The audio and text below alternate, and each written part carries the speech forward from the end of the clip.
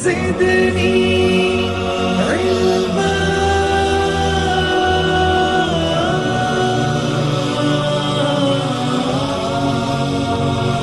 رب زدني علما.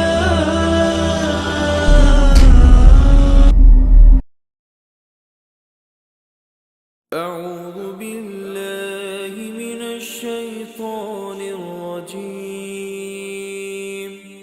بسم الله الرحمن الرحيم. إن الحمد لله نحمده ونستعينه ونستغفره ونعوذ بالله من شرور أنفسنا ومن سيئات أعمالنا.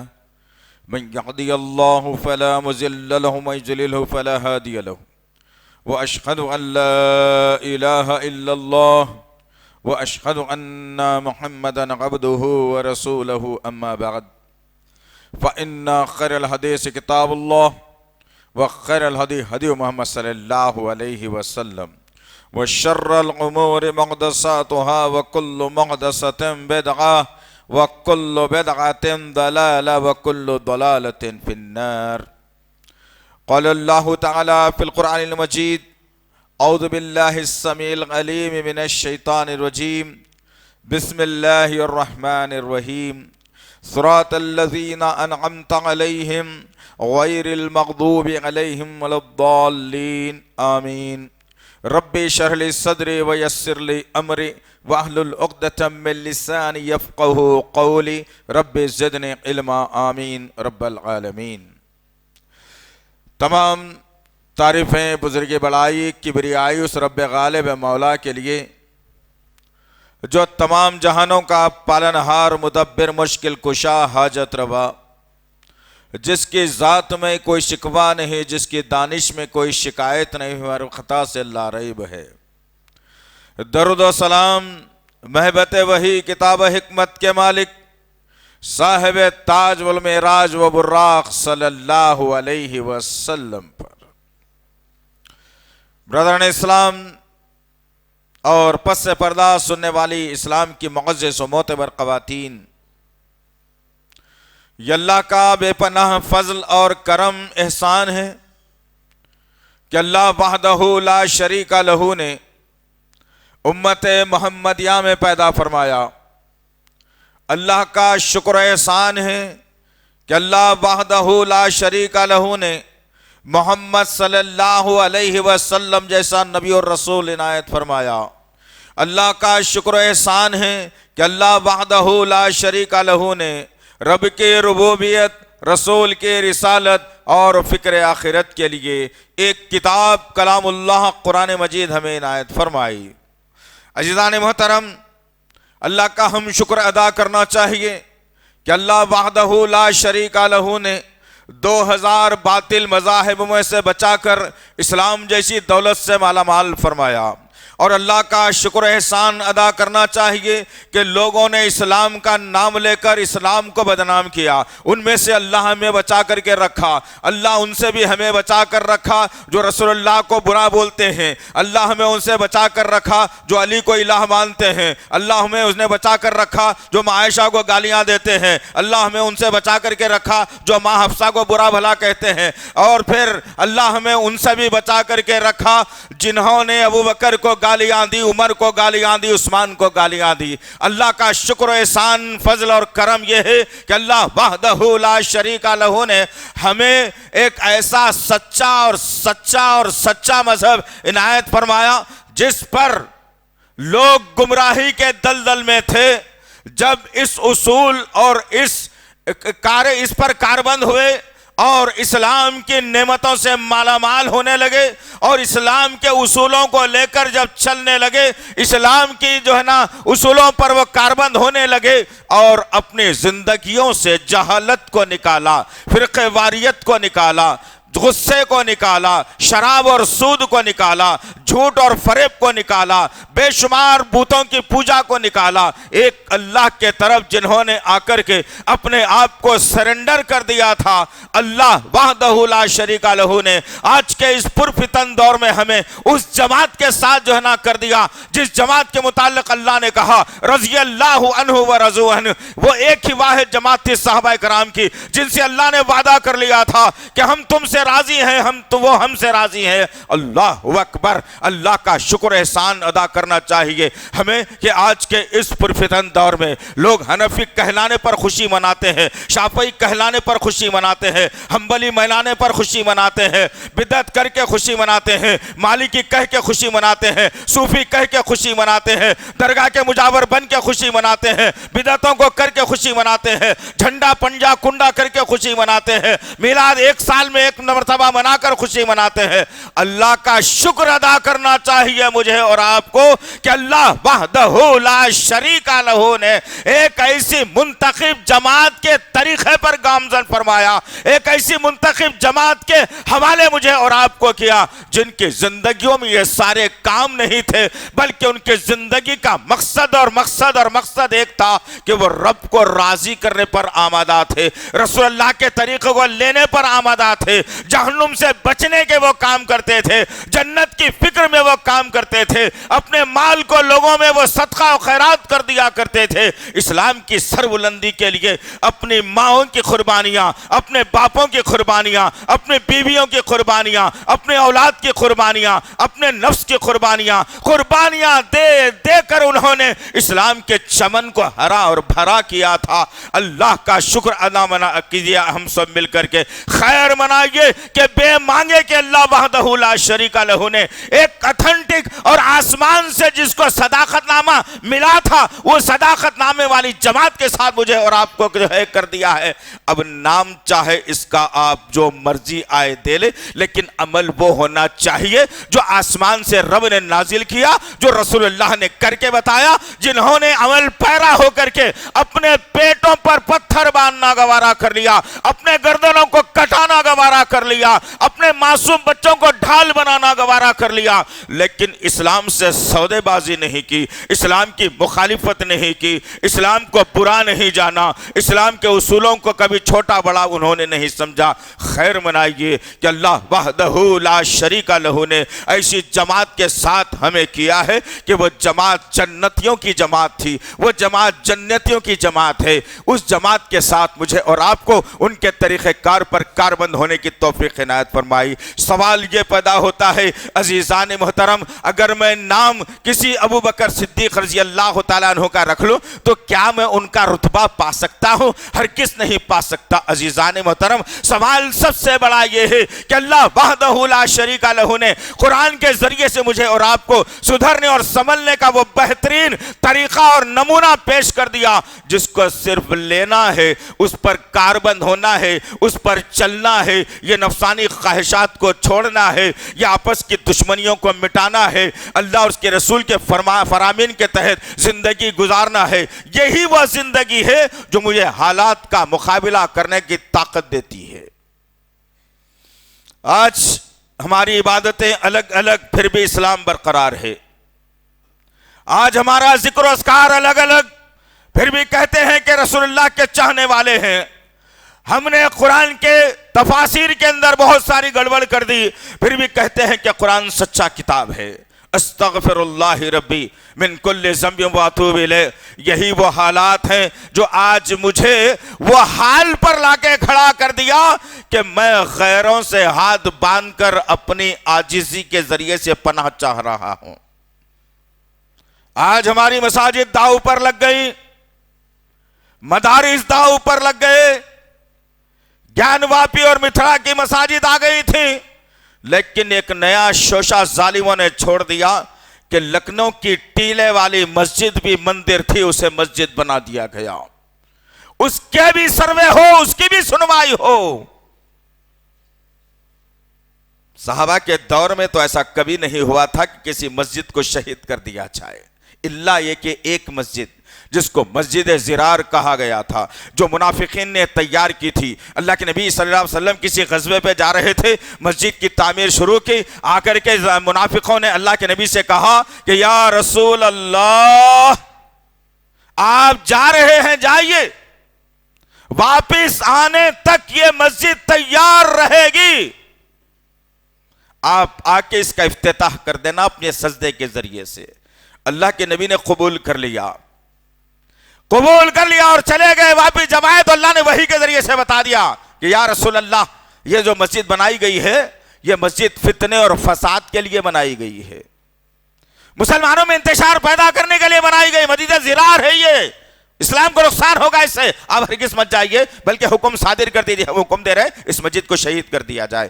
اسلام میں صرف ایک مسجد کا تذکرہ ملتا ہے جس کو حکمن طور پر شہید کر دیا گیا، جہاں سے شوشے نکل رہے تھے، جہاں سے صحابہ کی مخالفت ہو رہی تھی، جہاں سے اسلام کے خلاف بدعتوں کا رواج لایا جانے والا تھا، اس مسجد کو شہید کرنے کا حکم دیا۔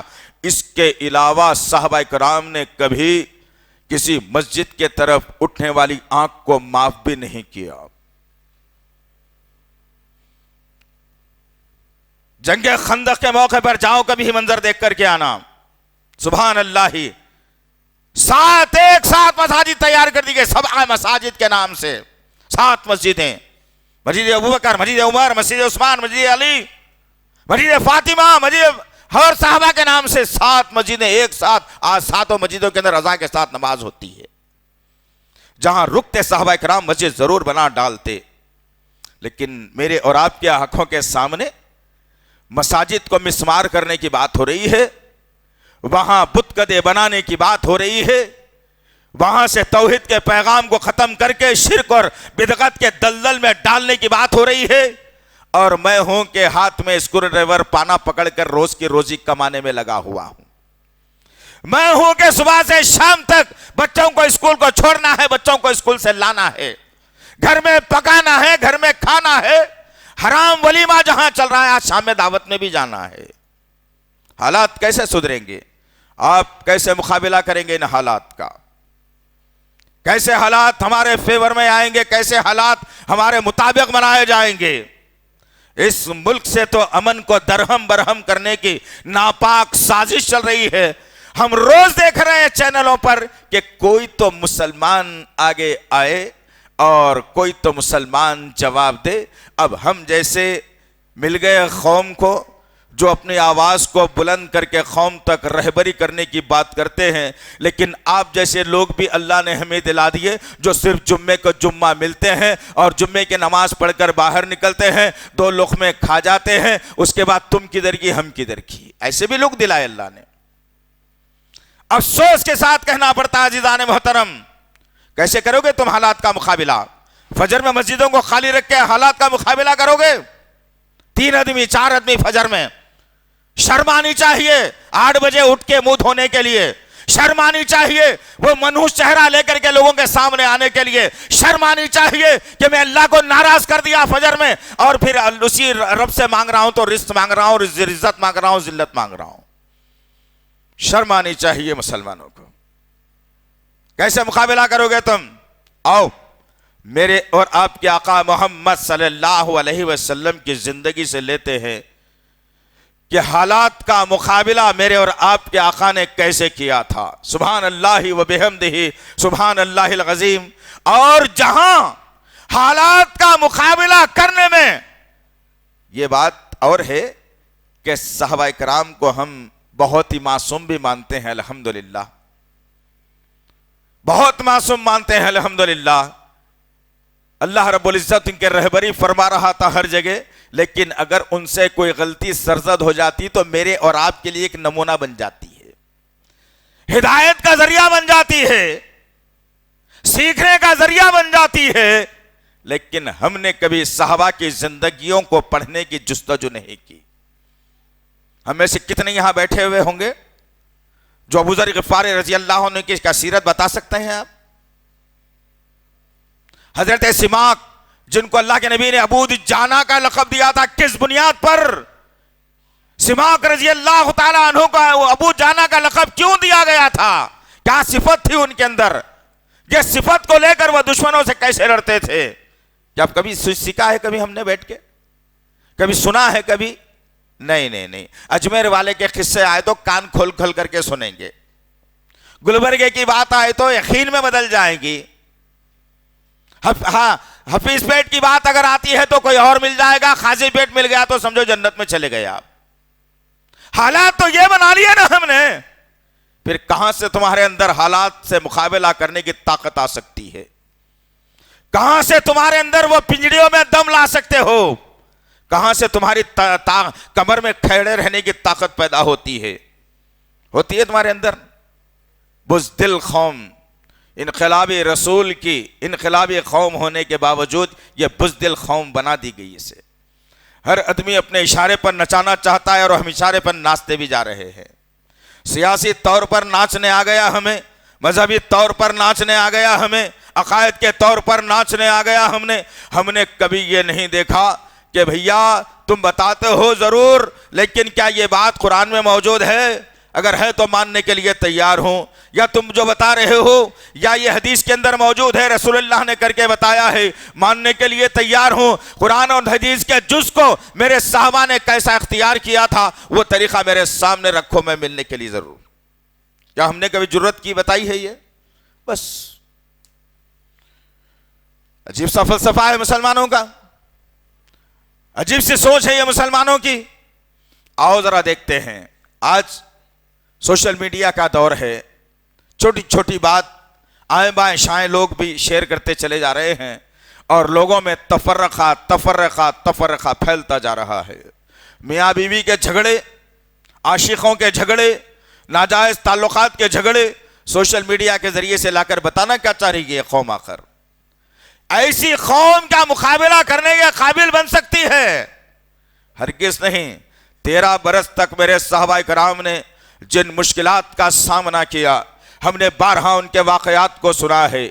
ماں سمیہ رضی اللہ تعالیٰ عنہ کی شہادت کے واقعے کو ہم نے سنا، ابو ذر غفاری کے پیٹے جانے کو، مار کھانے کے واقعے کو ہم نے سنا، ابو بکر صدیق رضی اللہ تعالیٰ عنہ کے بے ہوش ہونے کے واقعے کو ہم نے سنا، عمر بن خطاب کی شان سے ایمان لانے کے واقعے کو ہم نے سنا، عثمان و غنی کی مصیبتوں کو ہم نے سنا، نبی کریم صلی اللہ علیہ وسلم کی بچیوں کے پیروں میں کیسے کانٹے چبھائے جاتے تھے، ان واقعات کو ہم نے سنا۔ لیا کیا آخر تم نے؟ ایک سال میں 50 جمعے تمہیں دیے جا رہے ہیں، 50 جمعے اس چھت کے نیچے بیٹھ کر تم سن رہے ہو، 50 جمعوں میں سے ایک جمعے کے بارے میں بھی تم نہیں بتا سکتے کہ ہم نے یہ جمعے سے یہ سیکھا ہے۔ کیسے مقابلہ کر سکتے ہو تم؟ کیا ہے تمہارے پاس طریقہ کار مقابلہ کرنے کا؟ جس ملک کو ہم نے، ہماری ماؤں نے اپنی چھاتیوں کو کٹوا کر نمک بھرا کر اس ملک کی آزادی میں حصہ لیا تھا، 1000 برس تک ہم نے سلطانی کی ہے اس ملک کے اوپر، حکمرانی کی ہے ہم نے۔ کتنے واقعات بار بار دہرا کر اس قوم کے سامنے رکھے جائیں سمجھ میں نہیں آتا۔ کون سی چکی کا آٹا کھاتے ہو تم؟ کہیں ایسا تو نہیں کہ دھوکے کی کمائی تمہارے گھر کو آ رہی ہو، حرام کمائی تمہارے گھر کو آ رہی ہو، تم بھی کھا رہے ہو، تمہارے بچے بھی کھا رہے، بولنے، سوچنے، سمجھنے کی صلاحیت ختم ہو گئی۔ سوچو کیا چل رہا ہے ہمارے تعلق سے، کیا کیا حالات اس ملک کے اندر بدلائے جا رہے ہیں۔ تم نے کبھی جواب دینے کی جرت نہیں کی، تم نے بولنے کی جو ہے نا جسارت تمہارے اندر نہیں ہے، تو پھر کون سی زندگی گزار رہے ہو؟ بس اختلاف کی بات یوں آئے، یوں پھیل جائے، یوں ہو جائے، یوں کر جائے، بس ختم۔ آؤ ذرا میرے اور آپ کے آقا محمد صلی اللہ علیہ وسلم نے حالات کا مقابلہ کرنے کی مکے کے سرزمین سے ہمیں نصیحت فرمائی، وہ سنت کو آج میں اور آپ اپنانا ہے تو انشاءاللہ العزیز پھر دیکھنا آپ کہ کیسے حالات بدل جائیں گے انشاءاللہ۔ آنن فانن ہماری عصمتوں کی، بچیوں کی عصمتوں کی حفاظت بھی ہوگی، ہماری جائیدادوں پر بلڈوزر نہیں چلایا جائے گا، پھر کسی مسجد کو شک کی نظر سے نہیں دیکھا جائے گا، پھر کسی آواز کھول کر بولنے والے عالم کے خلاف کوئی قانون سازی بھی نہیں ہوگی۔ کب؟ جب میں اور آپ یہ اصول کو اپنائیں گے انشاءاللہ العزیز۔ اللہ کے نبی صلی اللہ علیہ وسلم مکہ کی سرزمین پر ہے، حالات انتہائی ابتر، انتہائی حالات ابتر ہیں۔ دشمن ہر طرف سے مسلمانوں اور اسلام کے خلاف پروپیگنڈا کر رہا ہے، اور اس وقت کا سب سے بڑا نمبر 1 دہشت گرد جس کو کہا جاتا ہے ٹیررسٹ۔ آج تو اسلام کے ماننے والوں پر یہ لیبل آ گیا، استغفر اللہ ربی۔ سب سے بڑا اگر کوئی دہشت گرد اس وقت تھا تو ابو جہل تھا۔ اس ابو جہل نے کوئی کسر باقی نہیں رکھی، نبی کے خلاف، صحابہ کے خلاف، بچوں کے خلاف، بوڑھے عورتوں کے خلاف۔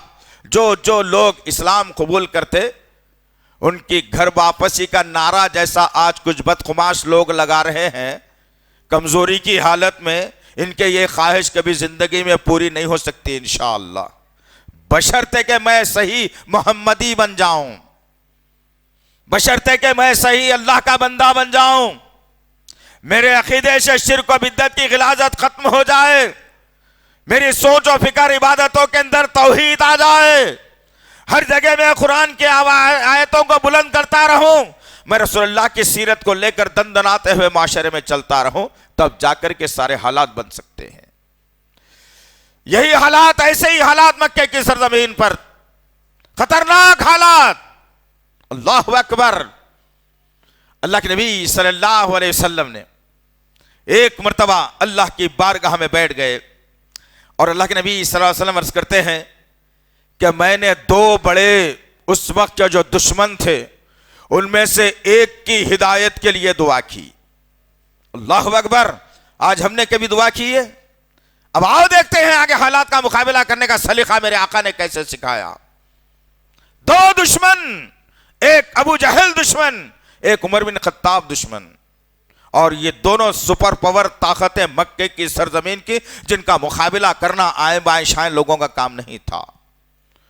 وقت کا نبی ہوتے ہوئے جس نبی نے اما عائشہ سے یہ کہا تھا کہ عائشہ، اللہ نے تیرے نبی کو، تیرے شوہر کو، تیرے سرتاج کو 70 مردوں کی طاقت دے کر پیدا کیا ہے، ایک طاقتور شخصیت موجود ہو لوگوں کے درمیان میں، اور آسمان سے وحی کا سلسلہ بھی جاری ہو، اس کے باوجود اللہ کے نبی صلی اللہ علیہ وسلم نے بیٹھے اور دعا کی اللہ سے کہ اللہ، مسلمان پریشان ہیں، اللہ یہ ملک کی دھرتی پریشان ہے، اللہ میں پریشان ہوں، اللہ جو لا الہ الا اللہ کے پڑھنے والے مصیبت زدگان ہیں، اللہ ظلم و ستم کے پہاڑ توڑے جا رہے ہیں، ان کے گھروں کو مسمار کیا جا رہا ہے، یا اللہ 2 وقت کی روٹی کھانا بڑا محال ہو رہا ہے، اے میرے اللہ، یا تو عمر بن خطاب کو اسلام کی آغوش میں لے لے، یا عمر بن حشام جو ابو جہل جس کو کہا جاتا ہے،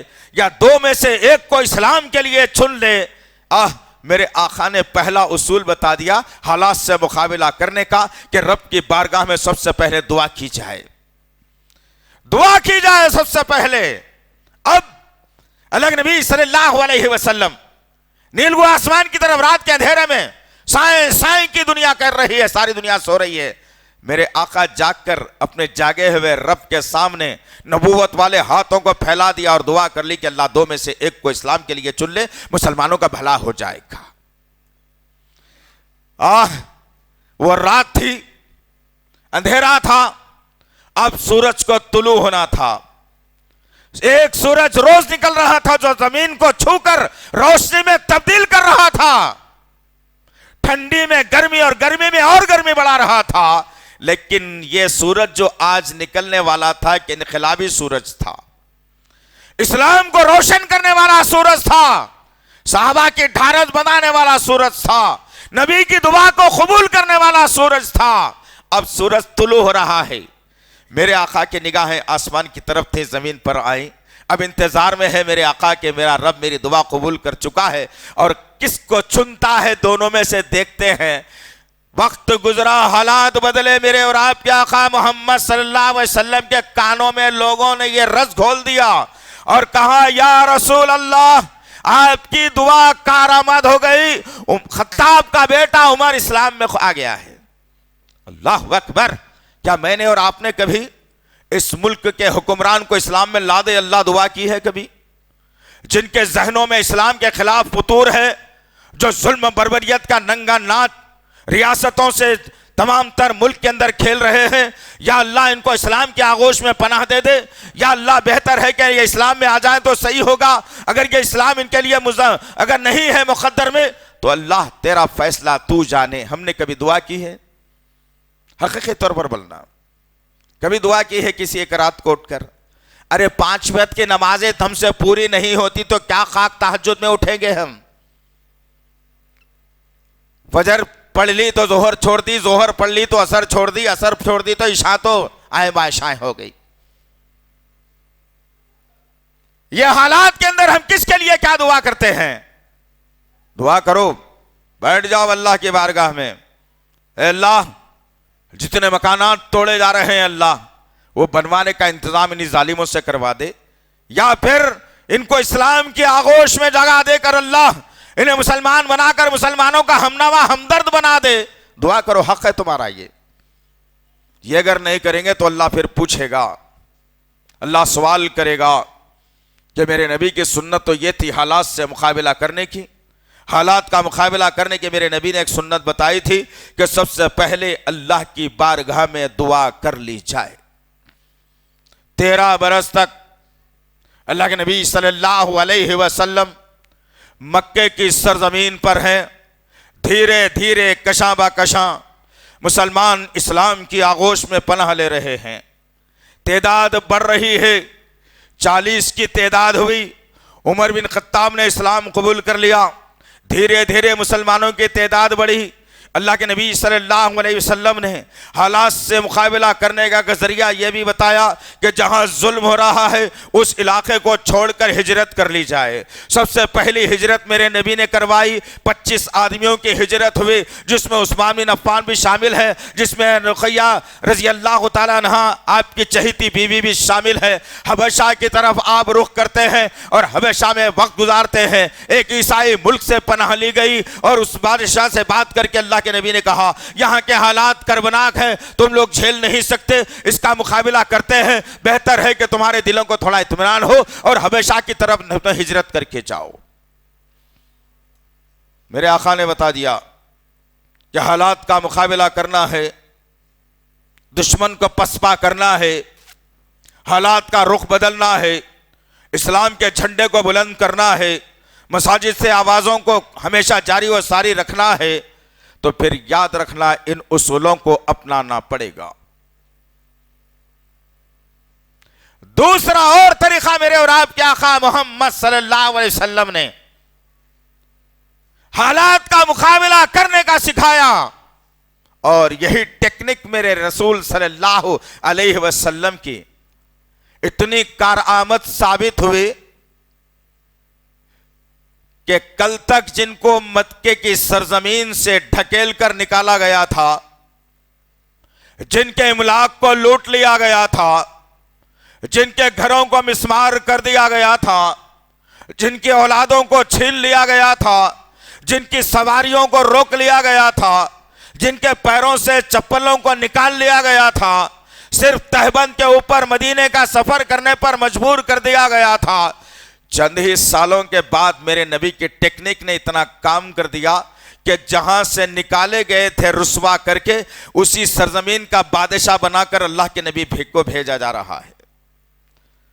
حالات کا مقابلہ کرنے کے لیے 6 مقدمے سے کام نہیں چلے گا، چبوتروں پہ بیٹھ کے میٹنگاں لگانے سے کوئی حل نہیں ہوگا، زردے کا پان کھا کے دعا کرنے سے دعا قبول نہیں ہوگی، 2 ہونٹوں کے درمیان میں سگریٹ کو اڑا کر اللہ ہے نہ کہنا یہ تمہارے عقیدے میں کام نہیں آئے گا، 2 چلو شراب پی کر تھکن اتارنے پر تمہاری عبادتیں قبول نہیں ہوگی۔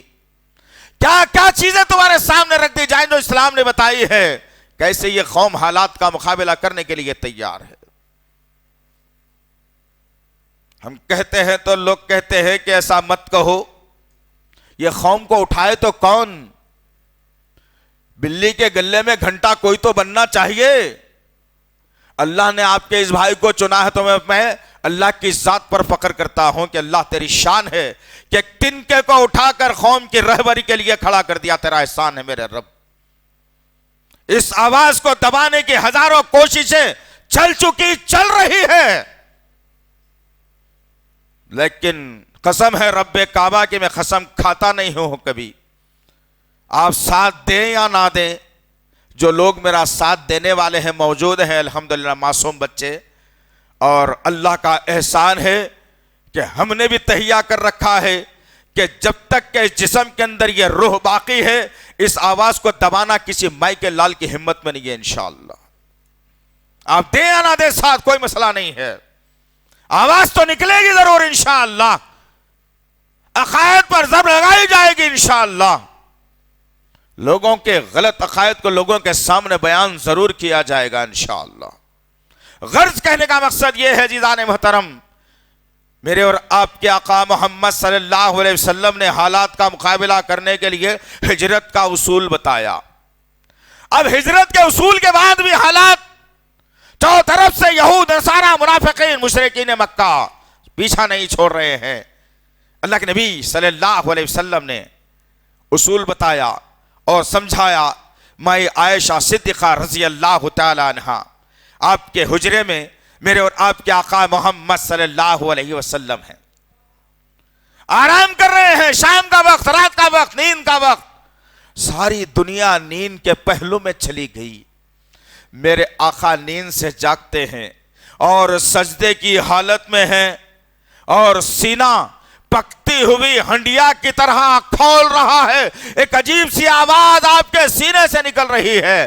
ماں عائشہ کہتی ہیں کہ میں نے رات کے اندھیرے میں اٹھی اور میرے پہلو میں نبی کو، اپنے سرتاج کو نہیں پایا، تو میں نے ہاتھ کو آگے کر کے ڈھونڈنا شروع کیا اندھیرے میں، اب میرا ہاتھ آگے بڑھ رہا ہے اور اللہ کے نبی صلی اللہ علیہ وسلم کے تلووں کو میرا ہاتھ لگا، جہاں پنجے ہم سجدے کی حالت میں جیسا ہوتے ہیں، وہ تلووں کو میرا ہاتھ میرے آقا کے تلووں کو لگا، میں نے اطمینان کر لیا کہ میرے آقا کہیں اور نہیں گئے کہ میرے حجرے میں موجود ہے۔ اچانک میں اٹھ کے بیٹھی، دیکھتی کیا ہوں کہ ایک عجیب سی آواز ہے جو ہنڈیا کھولتی ہے، وہ آواز میرے کانوں سے ٹکراتی ہے، میں اس آواز کے قریب اندھیرے میں جانے کی کوشش کرتی ہوں، سبحان اللہ و بحمدہ سبحان اللہ العظیم۔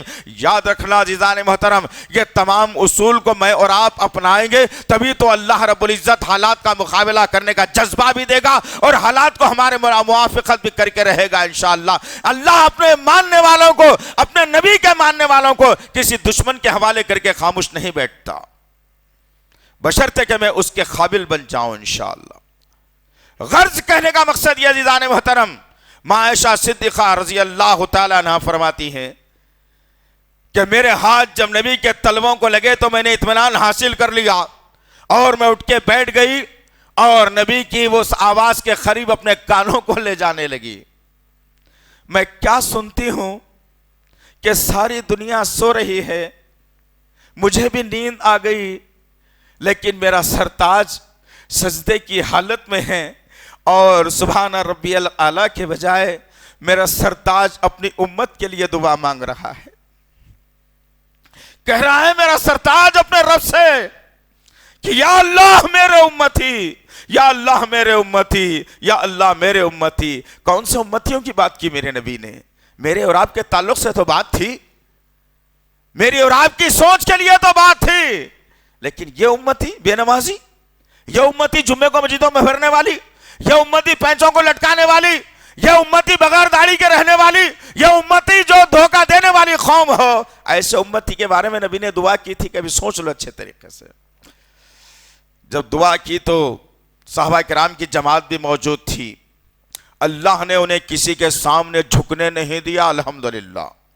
313 کی تعداد نے 1000 کے لشکر کو پچھاڑ کر دنیا کو بتا دیا کہ نبی نے جو سجدے میں دعا کی تھی میرے امتی، آج کارآمد ہو گئی، ثابت ہو گئی۔ آج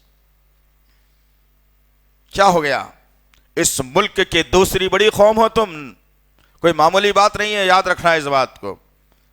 کوئی کہتا ہے کہ ہم سب سے نمبر 1 ہیں تو نمبر 2 بھی گننا پڑتا ہے، 2 نمبر 2 پہ ہم آتے ہیں الحمدللہ، لیکن تمہارا شرازہ بکھرا ہوا ہے، تم نبی کی سنتوں سے بیزار ہو چکے ہو، تم نبی پر یقین نہیں کرتے ہو۔ زبانی یقین سے کچھ نہیں ہونے والا ہے، عملی یقین سے ہونے والا ہے۔ زبان کی نوک سے نبی سے محبت نہیں، مال سے خرچ کر کے اسلام کے لیے نبی سے محبت، سجدے کر کے نبی سے محبت، مسجدوں کو بنا کر نبی سے محبت، مدارس کی حفاظت کر کے نبی سے محبت، اپنے آپ کو اللہ کے سپرد کر کے سرنڈر کر دینا نبی سے محبت، یہ محبت کارآمد ثابت ہونے والی ہے دم آتا ہے اٹھنے فجر میں، کتنی محبت کرتے ہو نبی سے، کتنی محبت۔ میرے اور آپ کے آقا محمد صلی اللہ علیہ وسلم نے اصول بتا دیا، کامیاب ہونے والوں کی نشانیوں میں تمہارا شمار کر لیا جائے گا، تمہارے اندر یہ دو چیزیں پیدا ہونی چاہیے، تم کامیاب ہوگے۔ کتنا یقین کرتے ہیں تم نبی سے، نبی کی اس بات پر، نبی سے کتنی محبت کرتے ہیں؟ جائزہ لے کر کے دیکھو اپنی زندگیوں کا۔ کہا میرے آقا نے کہ عشاء کے فوراً بعد سو جایا کرو، فجر سے پہلے اٹھ جایا کرو۔ جو قوم سورج کو اگاتی اور جگاتی ہے وہ قوم کامیاب ہوتی ہے، سورج جن کو جگاتا اور اگاتا ہے وہ قوم ناکام ہو جاتی ہے۔ 1,44,000 یا 24,000 صحابہ کرام کی زندگیوں میں سے 1,00,000 بھی چھوڑ دیجئے، 44,000 بھی چھوڑ دیجئے، 44 بھی چھوڑ دیجئے، 4 صحابہ کرام کی زندگیوں کو پڑھ لینا کسی بھی، ان 4 صحابہ کرام کی زندگیوں کو پڑھ کر یہ دیکھنا کہ وہ رات کو 12 2 بجے تک جاگتے تھے کیا، یہ دیکھنا ان کی زندگیوں میں کیا وہ لوگ فجر کے بعد بھی سوتے رہتے تھے کیا، یہ بھی ان کی زندگیوں میں دیکھنا کہ مؤذن پکار رہا تھا صلاۃ خیر من النوم اور بستروں میں وہ دبک کر سو رہے تھے، نعوذ باللہ من ذالک اعاذ باللہ، یہ بھی دیکھ لینا۔ جب یہ چیزیں ان کے اندر سے ختم ہو گئی اور اللہ کے نبی کے حکم کے مطابق جلدی سونا شروع کر دیا اور جلدی اٹھنا وہ شروع کر دیا، تو اللہ وحدہ لا شریک لہ نے 24 لاکھ مربع گز پر ایک خلیفہ کو بنا کر حکمرانی کروا دی۔ تم اپنے گھر کے بھی حکمران نہیں ہیں، بیوی کی آواز زور سے نکل گئے تو سالوں کے چہرے ذہن میں آ جاتے ہیں ہمارے، بلا لیتی کی کیا ہے کی، حال تو یہ ہے ہمارا۔ کہاں سے تم حکمرانی کی بات کرتے ہو، کہاں سے تم طاقت کی بات کرتے ہو، کہاں سے تم حالات کا مقابلہ کرنے کی بات کرتے ہو؟ ہم تو کھول کھول کر بات بیان کرنے کے عادی ہیں دوست۔ آؤ اسلام کے پرچم تلے، آؤ اسلام کی آغوش میں، آؤ اسلام کے سائے میں، آؤ اسلام کے اصولوں کے تحت، آؤ قرآن کے پیغام کے تحت، آؤ رسول اللہ کے طریقوں کے تحت، پھر دیکھنا انشاءاللہ العزیز انسان کا اور مسلمان کا سر کبھی جھکے گا نہیں سوائے اللہ کے، اور یہ سینہ ہمیشہ تان کر مسلمان چلے گا اس دھرتی پر۔ کب ہوگا یہ؟ جمعے کو مسجدوں کو بھر کے خوش ہو جا رہے ہیں کہ بھئی ہماری مسجد میں سب سے زیادہ لوگ آتے، بہت فل ہو جاتی، جگہ بس نہیں ہو رہی۔ جمعے کو بھر کے کیا کرتا بھائی؟ جمعے کے دن مسجد کو بھر کے کرنے کا کیا ہے؟ کامیابی مل جاتی۔ پھر وہ 5 وقت کی نمازیں کس کے لیے ہے؟ وہ فجر کی نماز میں الصلاۃ خیر من النوم کیوں پکارا جا رہا ہے؟ کیوں نیند کو خراب کر کے اٹھنے کی بات کی جا رہی ہے؟ کیوں ان سجدوں کو اتنی اہمیت دی گئی ہے؟ کیوں اس نماز فجر کی سنت کو اس کائنات کے مالدار آدمیوں میں سے مالدار کیوں تسلیم کیا گیا ہے؟ کیوں وہ فجر کے جو ہے نا 2 فرض کے سجدوں کو اللہ رب العزت محبوب سجدے کہہ رہا ہے؟ کیوں؟ اٹھو، ابھی بھی وقت ہے تمہارے پاس، جاگو، ابھی بھی وقت ہے تمہارے پاس، جاگو، ابھی بھی وقت ہے تمہارے پاس۔ اللہ نے بہترین صحت دی ہے، کبھی اگر تمہارا جانا نہیں ہوتا تو میرے ساتھ آؤ، میں تمہیں بتاتا ہوں۔ پلر نمبر 150-55 کے پاس ایک دواخانہ ہے جس میں دماغ کا علاج کیا جاتا ہے۔ وہ دماغ کے ڈاکٹر کے پاس، وہ دواخانے میں جو بچے تمہاری عمر کے جو گاڑیاں چلا کے جو ٹکرا مار کے جو پڑے ہوئے ہیں نا، جو ایکسیڈنٹ میں آ گئے، ویسے بچوں کا علاج چل رہا ہے۔ زندگی اور موت کے لیے ترس رہا ہے نوجوان، تڑپ رہا ہے، چیخیں مار رہا ہے، اسے ہوش نہیں ہے کہ میں کیا کر رہا ہوں۔ کیا تم چاہتے ہو کہ اللہ وہ حالات ہمارے اندر پیدا کر دے؟ اس صحت کو غنیمت جاننا، یاد رکھو اس بات کو۔ اللہ نے بہترین نعمت دی صحت کی۔ آؤ، میرے اور آپ کے آقا محمد صلی اللہ علیہ وسلم نے حالات کا مقابلہ کیسے کیا جائے میدان بدر سے سکھایا، میدان احد سے سکھایا، میدان خندق سے سکھایا، میدان حنین سے سکھایا کدھر ہے ہماری زندگیاں؟ کبھی یہ تاریخ کو بھی پڑھ لیا کرو، سمجھ میں آئے گا. کبھی اس تاریخ پر بھی نظر رکھو، سمجھ میں آئے گا کہ میرے آقا نے کیسے اصول اور ضوابط سکھائے حالات کا مقابلہ کرنے کے لیے. ہر جگہ میرے آقا نے اصول بتا دیا کیسے دشمن کا اور کیسے حالات کا مقابلہ کیا جاتا ہے. 1000 کا لشکر ہے مکے سے نکلا ہوا، اطراف اکناف کے قصبے والوں نے ساتھ دیا. ہر وقت ٹائم کو 10 اونٹ کاٹے جا رہے ہیں. 1000 کا لشکر ہے، مکمل طور پر تیاری کے ساتھ ہے. آج بھی ہے نا کہ مسجد بن رہی ہے، ننگی تلواریں لے کر آ کر مسجد کے سامنے ٹھہر کر برے برے نعرے لگا کے مسجد کو توڑنے کی بات کی جا رہی ہے. تم کو اطلاع بات کی ہے؟ تم کیوں جانتے بھائی ہمارا کیا تعلق ہے؟ میرے 100 گز کا پلاٹ سے میرا تعلق ہے. حالانکہ 100 گز کا پلاٹ تو تمہارا نہیں ہے، 2.5 گز کی زمین تمہارا پلاٹ ہے. تم نے بھلا دیا اور آج بھی ڈرایا جا رہا ہے مسلمانوں کو ہندوستان کی سرزمین پر. آئیں بائیں شائیں کی خبریں پھیلا کر پتہ نہیں کیا ہو گیا، مجھے اور آپ کا کون سا سانپ سونگ گیا ہے. یہی حالات میدان بدر میں پیدا کیے گئے تھے. ایک طرف لشکر جرار اونٹ اور گھوڑوں کی تعداد کے ساتھ تمام تر ہتھیار سے آراستہ ہو کر ایک لشکر کھڑا ہوا ہے، اور ایک لشکر جیسے ہماری حالت اس وقت میں ہندوستان میں ہے، ایک بزدل نہیں بول سکتے، نعوذ باللہ من ذالک، میرے صحابہ نہیں تھے بزدل، ایک کمزور نہتے لوگ جن کے پاس نہ ہتھیار، جن کے پاس نہ پیروں میں چپل، جن کے پاس نہ پہننے کے لیے برابر کپڑے، جن کے پاس نہ کھانے کے لیے کوئی کھانا. ایک جماعت یہ بھی تھی. اب میرے اور آپ کے آقا محمد صلی اللہ علیہ وسلم نے حالات کا مقابلہ کرنے کا ذریعہ بن گئے اور کہا لوگوں مچان بناؤ. ایک مچان بنائی گئی جہاں آج خوبصورت عالیشان مسجد ہے. کبھی جاؤ سعودی عرب تو یہ علاقہ دیکھ کر کے آنا، انشاءاللہ ایمان تازہ ہو جائے گا. مچان کی جگہ مسجد آج بنائی گئی عالیشان. میرے آقا کہتے ہیں کہ میرا ہاتھ پکڑو مجھے مچان پر چڑھا دیا جائے. اللہ کے نبی صلی اللہ علیہ وسلم مچان پر موجود ہیں. اللہ کے نبی صلی اللہ علیہ وسلم نے دونوں جماعتوں کو دیکھا، ایک طرف دشمن کھڑا ہوا ہے، ایک طرف صحابہ کی نہتی جماعت ہے. حالات کا مقابلہ کرنے کا طریقہ اللہ نے سکھا دیا کہ اپنی کمزوری کو اللہ کے سامنے ڈال دو، اللہ ان کے اندر طاقت بپا کر دے گا. میرے آقا نے کہا نیلگو آسمان کی طرف ہاتھوں کو پھیلا کر میرے آقا کہتے ہیں کہ یا اللہ تیرے ماننے والے ہیں، تیرے علاوہ ان کا کوئی پرسان حال نہیں، کوئی مشکل کشا نہیں، کوئی ان کا داتا نہیں. اللہ تیرے ماننے والے ہیں، اسلام کی سربلندی کے لیے نکلے ہیں اور آئے ہیں تو اپنے آپ کو تیرے حوالے کر دیا ہے، اپنی گردنوں کو کٹانے کا جذبہ رکھتے ہیں. یہ اللہ اکبر. میرے آقا نے حالات کا مقابلہ کرنے کا طریقہ بتایا اور اللہ کے نبی صلی اللہ علیہ وسلم اللہ سے دعا کر رہے ہیں کہ اللہ یہ نکلی ہے نہتی جماعت، میرے رب ان کی لاج رکھ لے، ان کی لاج رکھ لے میرے اللہ. سب کو چھوڑ چھاڑ کے آئے ہیں، یہ لٹے پٹے ہیں میرے اللہ، یہ غریب ہیں، تیرے اسلام کو بچانے نکلے ہیں یا اللہ. اگر یہ لوگ ہار جاتے ہیں، پسپا ہو جاتے ہیں، ختم ہو جاتے ہیں تو پھر قیامت تک تیرے اسلام کا نام لینے والا کوئی نہیں رہے گا. ان کی ہمت افزائی کرتے. اللہ نے آسمان سے جبرائیل کو بھیجا اور کہا یا رسول اللہ غم نہ کیجئے، حالات آپ کے مقدر میں لائے جائیں گے انشاءاللہ. زمین و آسمان چشم فلک اس منظر کو دیکھے گا.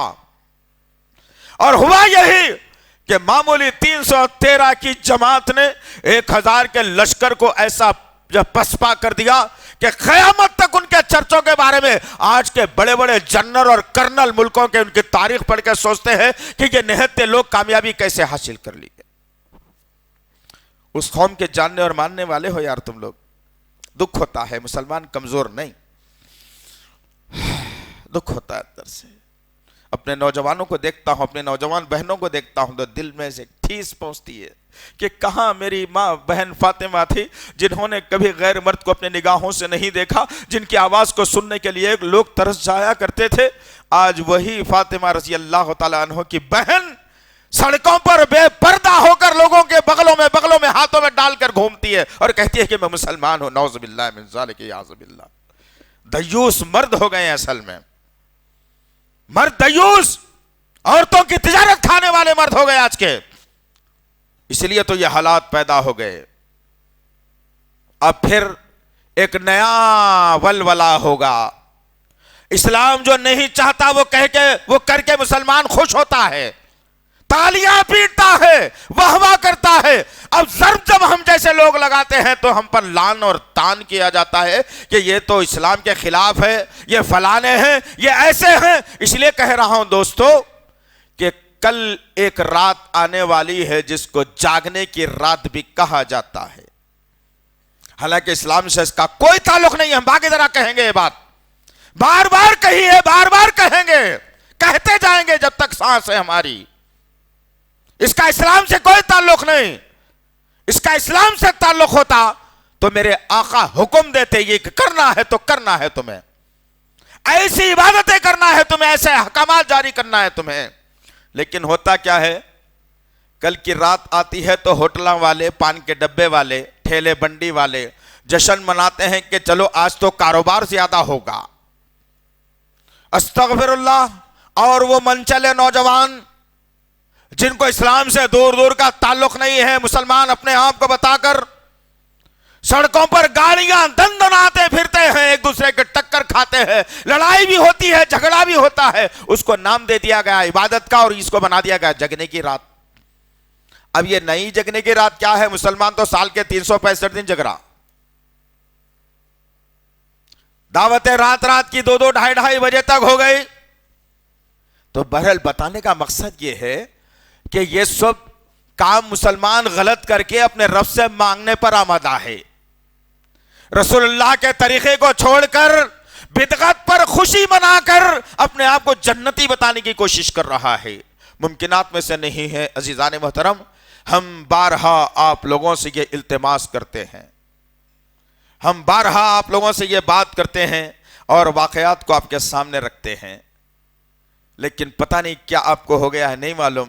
اگر واقعی تم کو میں چیلنج دے رہا ہوں اس بات کا، اگر تم واقعی نبی کے پکے سچے امتی اگر ہونا تو دنیا کی محبت اپنے سینوں سے کم کر دو۔ اگر واقعی تم اللہ سے ڈرنے والے ہو تو یہ دنیا کے بنائے ہوئے بناوٹی نظام کو جو ہے نا بالائے طاق رکھ کر اللہ سے ڈرنے والے بن جاؤ۔ اگر تم واقعی قرآن پر ایمان رکھتے ہو تو روز بغیر قرآن کے اپنے پڑھے کے اپنے گھر سے مت نکلو۔ قرآن جو کہتا ہے میں وہ کروں گا، قرآن جس سے روک لگاتا ہے میں رک جاؤں گا، قرآن جس پر پابندی کرتا ہے میں پابند ہو جاؤں گا۔ یہ تم کرو، پھر دیکھنا انشاءاللہ۔ بولنے کی باتیں اور کہنے کی باتیں اور کہنے کی وفا اور کرنے کی وفا اور۔ بناوٹی مسلمان ہیں ہم، بناوٹی مسلمان ہیں ہم لوگ، 2 وقت کی روٹی کے لیے پریشان ہیں۔ علامہ اقبال نے اپنے شعر میں بہترین بات کہی تھی کہ فکر روزی میں خدا کو بھول گئے لوگ، فکر روزی میں خدا کو بھول گئے لوگ، خیال رزق ہے رزاق کا نہیں۔ ارے جو رزق دینے والا ہے اس کا ہی خیال نہیں ہے تمہیں، تم تو بس ایک پاگل کتے کی طرح زمین پر چاٹتے پھرتے ہو، تم زبان نکال کر ہانپتے پھرتے ہو، تم اپنے آپ کو دنیا داری میں کر لیا۔ 200 کمایا تو نہیں بھائی، 2 گھنٹے بچے ہوئے اور 200 کما لوں گا۔ استغفر اللہ، یہ نہیں سوچتا کہ 200 میں میری زندگی چل جائے گی، باقیہ کا وقت اللہ کے گھر میں جا کر قرآن سیکھنے سکھانے میں، اسلام کے کام کرنے میں، مسجدوں کی صفائی کرنے میں، ملاقاتوں میں، محبت کی باتیں پھیلانے میں لگا دوں گا۔ کبھی سوچا ہے؟ کبھی بنایا ہے یہ پروگرام؟ پوچھتا ہوں میں آپ سے، کبھی بنایا ہے یہ پروگرام؟ نہیں، بس صبح ہوتی ہے، شام ہوتی ہے، عمر یوں ہی تمام ہوتی ہے، بس صبح بھی ہو گئی، شام ہو گئی، صبح ہو گئی تو رات کی فکر، رات ہو گئی تو صبح کی فکر۔ تکیے پہ سر رکھتے رکھتے کہہ رہا ہے اللہم باسم کا اموت و احیا، کل کی پروگرامنگ بنا رہا ہے، لینا ہے، دینا ہے، جانا ہے، کمانا ہے، رکھنا ہے، بنانا ہے۔ اللہ سے خود ہی کہہ رہا ہے کہ اللہ تیرا نام لے کر میں مر رہا ہوں، تو چاہے تو میں زندہ ہوں گا۔ خود کہہ رہا ہے میں مر رہا ہوں اور دوسرے دن کی پروگرامنگ بھی بنا رہا ہے۔ تو کیا اسی قوم حالات کا مقابلہ کر سکتی ہے؟ نہیں کر سکتی ہے۔ عزیزان محترم، جب تک کہ اللہ کیا چاہتا ہے یہ ہمارے ذہن میں نہ آ جائے، ایک آخری بات بتا کر میں اپنی بات کو ختم کر دوں انشاءاللہ۔ سورہ بقرہ سورہ نمبر 2 آیت نمبر 208، اس میں اللہ وحدہ لا شریک لہ نے بہترین نکتہ دیا، ذمہ داری دی، احساس دلایا اور دشمن کی پہچان بھی کروا دی۔ اللہ کہتا ہے یا ایھا الذین آمنوا ادخلوا فی السلم کافہ، اے ایمان لانے والو، اے ایمان لانے کا دعویٰ کرنے والو، اے لا الہ الا اللہ محمد رسول اللہ کے پڑھنے والو، اسلام کے اندر پورے کے پورے داخل ہو جاؤ۔ ہمارے پاس دو قسم کا اسلام ہے، ایک دنیاوی اسلام، ایک دینی اسلام۔ عجیب سا فلسفہ ہے، مسلمان سمجھا ہی نہیں آج تک۔ ان فلسفوں کو مسلمان سمجھا ہی نہیں، ان سازشوں کا شکار ہوتے چلے گئے ہم لوگ۔ اللہ کہہ رہا ہے کہ اسلام میں پورے کے پورے داخل ہو جاؤ، 100% پیور، 100۔ اگر اس میں کمی بیشی ہوتی ہے تو پھر ایک دہکتی ہوئی انگارہ، دہکتی ہوئی آگ ہمارا مقدر بنا دی جائے گی۔ اس کے بعد اللہ نے کہا اسلام جو چاہتا ہے وہ کرو تو 100% ہے۔ اب چلتا بھائی، اب اتنا بھی سخت نہ کو بناؤ، اتنی بھی اسٹرنگ نہ کو، تھوڑا بہت ایسا بھی کرنا پڑتا، ناپتے وقت 1 انچ چھوٹی کرنا ہی پڑتا، کمائی اسی میں ہے۔ تولتے وقت آدھی چھٹاک کم دینا پڑتا، کمائی اسی میں ہے۔ اگر یہ ذہن رکھتے ہیں تو اللہ نے کہا وَلَا تَتَّبِعُوا خُطُوَاتِ الشَّيْطَانِ إِنَّهُ لَكُمْ عَدُوٌّ مُبِينٌ۔ اگر یہ کام تم کرتے ہوئے اسلام چھوڑ کر فجر کی نماز میں اٹھے تو کیا ہے، ذرا دن میں سستی رہتی بھائی، نیند پوری نہیں ہوتی نا، اب کیا کریں گے وہ لوگ؟ کمانا بھی تو ہے، جورو بچوں کو کھلانا بھی تو خدا ہے، اپنے آپ میں ذمہ داری لیا، فرعون بن گیا تو، نمرود ہے تو، جو یہ سوچ رہا ہے کہ میں کما رہا ہوں تو میرے بیوی بچے کھا رہے ہیں، تو فرعون سوچتا تھا یہ۔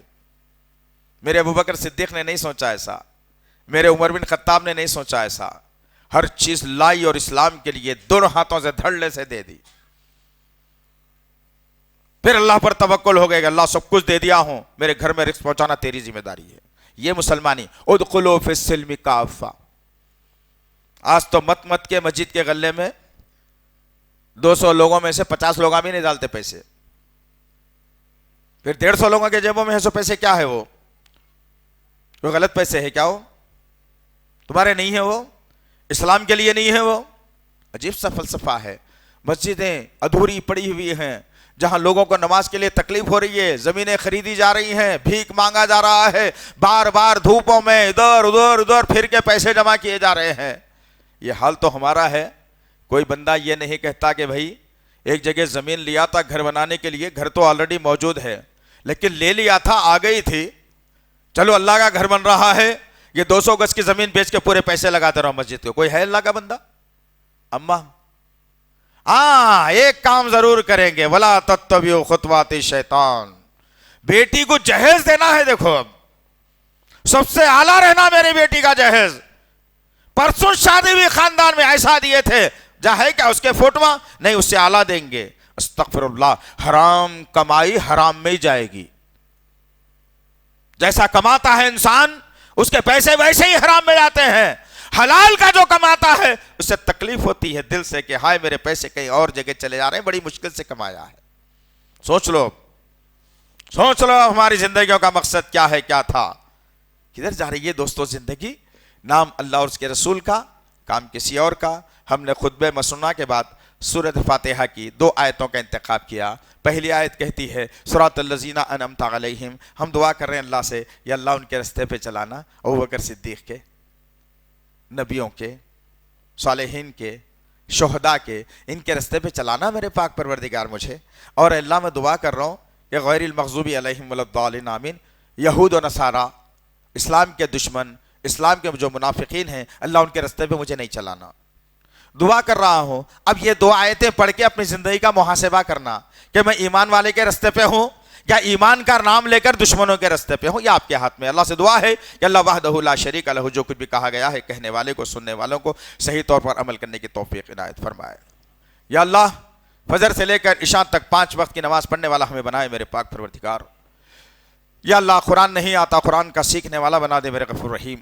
یا اللہ نے تو نے دولت سے نواز دیا ہے، میرے مقدر میں دولت تھی، اللہ اس دولت کو اسلامی کاموں کے لیے استعمال کر لے میرے پاک پروردگار۔ یا اللہ ہر سازش سے ہماری حفاظت فرما میرے پاک پروردگار، ہر دشمن سے پناہ چاہتے ہیں تیری میرے غفور رحیم۔ یا اللہ ہماری مساجد کی حفاظت فرما، ہمارے مدارس کی حفاظت فرما، ہمارے حفاظ کی حفاظت فرما، ہمارے علماؤں کی حفاظت فرما، ہمارے مؤذنین کی حفاظت فرما۔ اے اللہ یا اللہ اسلامی قوانین کی حفاظت فرمائے اللہ، دنیا میں جہاں کہیں مسلمان پریشان حال ہے ان کی پریشانیوں کو دور فرمائے اللہ۔ یا اللہ ترکی کے سرزمین کے اوپر جو خطرناک زلزلہ آیا ہے جس سے کئی رشتے ختم ہو گئے، کئی اولادیں یتیم ہو گئیں، کئی عورتیں بیوہ ہو گئیں، کئی مرد اپنے بیویوں سے جو ہے نا جدا ہو گئے، اپنے ماں باپ سے ہو گئے، یا اللہ جتنے لوگ اس ملبے کے اندر دب کر مرے ہیں یا اللہ انہیں جنت میں اعلیٰ سے اعلیٰ مقام عطا فرمائے اللہ۔ جو بچے بچ گئے ہیں میرے اللہ، بچیاں بچ گئی ہیں میرے پاک پروردگار، انہیں دین کی مجاہد بنا دے میرے پاک پروردگار۔ یا اللہ اسلام کا داعی انہیں بنا دے اللہ، اسلام کا حافظ انہیں بنا دے میرے پاک پروردگار۔ یا اللہ یہ اگر کسی قسم کی سازش ہے جو مسلم ملکوں کو تباہ کرنے کے لیے اٹھائی جا رہی ہے، یا اللہ کوئی غیر سازش بن رہا ہے، ہم نہتے ہیں میرے پاک پروردگار، لیکن ماننے والے تیرے ہیں اللہ، تیرے گھر میں بیٹھ کر ان الفاظ کو تیرے تک پہنچا رہے ہیں میرے پاک پروردگار۔ یہ کوئی سازش ہے اگر ترکی اور شام کے خلاف میں تو اے اللہ ان سازش کرنے والوں کا پردہ فاش کر دے۔ یا اللہ جس طریقے سے بلک بلک کر لوگ آج چیخے مار کر 0 ڈگری میں رو رہے ہیں اللہ، ان ظالموں کے گھروں میں بھی کوہرام مچا دے میرے پاک پروردگار۔ ہمارے دلوں کو ٹھنڈا کر دے میرے اللہ، ہمارے ذہنوں کو ٹھنڈا کر دے میرے اللہ، ہمارے کانوں کو ٹھنڈا کر دے میرے اللہ۔ یا اللہ تجھ کو تیرے تمام ناموں اور صفات کا واسطہ ہے، ہماری دعاؤں کو قبول فرما، ہماری دعاؤں کو قبول فرما، ہماری دعاؤں کو قبول فرما۔ ربنا تقبل منا انک انت السمیع العلیم وتب علینا انک انت التواب الرحیم، وصلی اللہ تعالی علی خیر خلقہ محمد وعلی آلہ وصحبہ اجمعین برحمتک یا ارحم الراحمین والحمد للہ رب العالمین۔ مزید علماء اور مقررین کے بیانات سننے کے لیے ہمارے YouTube چینل کو سبسکرائب کیجیے۔ جزاک اللہ۔